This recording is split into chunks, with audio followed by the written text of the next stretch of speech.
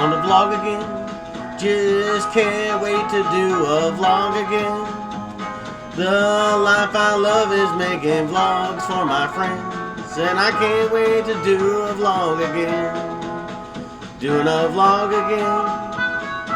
Going places that I've never been. Seeing things that I may never see again. And I can't wait to do a vlog again. Hello everyone and welcome back to The Top Vloggers. As always, I'm your host, High and Mighty Joe, hanging out with your co-host, the lovely Cat. And we have got a great vlog for you today. You can join us on all of our social media websites, Facebook, Twitter, and Instagram at The Top Vloggers. Also, if you'd like to help us reach the top, you can do so by going to www.patreon.com/thetopvloggers. Without your help and support, these vlogs will be almost impossible to do. There will be a link in the description below. And if you're new here, you can go ahead and hit that subscribe button, take it one step further, and ring that notification bell. It'll keep you up to date on all the future adventures that will be going on our channel. So let's get going. Today's vlog brings us to North Manchester, Indiana. The Indians called the river Kinapo-Komoko, which interpreted means river of the slippery fish or river of the snake fish. A more perfect name might have been the river of warfare. Long before the white man's knowledge of the eel, it had been the line drawn by the Miami Indian tribes as the Potawatomi tribes pushed south through Indiana. At the Eel, Miami Indians had held the line. However, it was an uneasy line that was often breached by war. The river often ran red with blood of warring tribes. Conflicts with the Potawatomi tribes eventually tapered off. Both the Miami and the Potawatomi Indians enjoyed the French and British traders who traveled the Eel and established trading posts. They brought the goods that made the Indians' life as hunter more productive. However, not every white man was welcome. As a new threat began to appear from the east, the Miamis had built a garrison on a swampy, inaccessible spot south of Columbia City called the Island. To protect their lands from invasion from the east, the earliest threats from the white men came into this territory from that direction. Conflict with these groups that wanted to integrate with Indian culture more violently ran into stiff opposition. The Eel River Valley became a crucial battlefield again. The most formidable Indian warrior to stand up to this encroachment was Mishiknakwa, who the white men called Little Turtle. Little Turtle carried warfare up and down the Eel and other river valleys of northern Indiana and Ohio.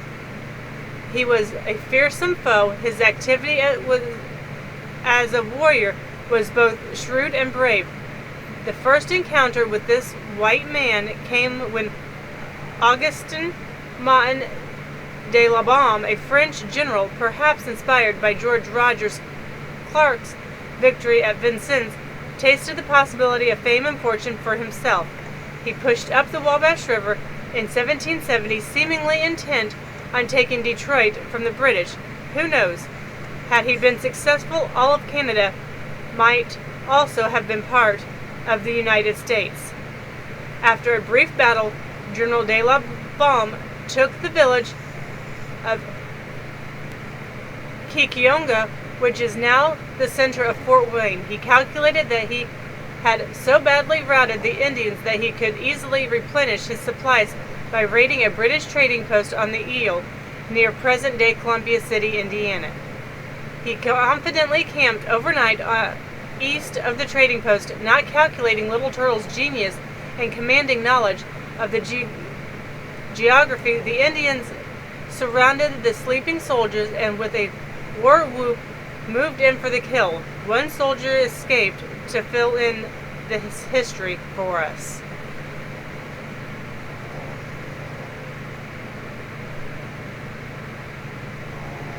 The Middle and Upper Eel River watersheds consist of 4 sub-watersheds and includes portions of Miami, Wabash, Kosciuszko, Fulton, Whitley, and Huntington counties. The towns of Mexico, North Manchester, South Whitley, Columbia City are within the watersheds. Agriculture makes up approximately 89% of land use The Eel River is considered an outstanding river for its aesthetic value as a canoe route from South Whitley to Logansport, Indiana. When it rains, some of the water is absorbed by the soil. Whatever water the soil cannot absorb travels along the land, becoming runoff. This runoff will likely end up in the nearest stream. The runoff carries with it soil particles, oil, and dissolved substances, including fertilizers and pesticides. This is called non-point source population. A watershed is all of the land that drains water to a particular point along a stream, river, or lake. Because a river is made up of drainage water and groundwater, it is a product of the land above it. If the land is misused or pollutants are spilled, the river will be degraded. Every river is a product of its watershed, and each of us lives in a watershed.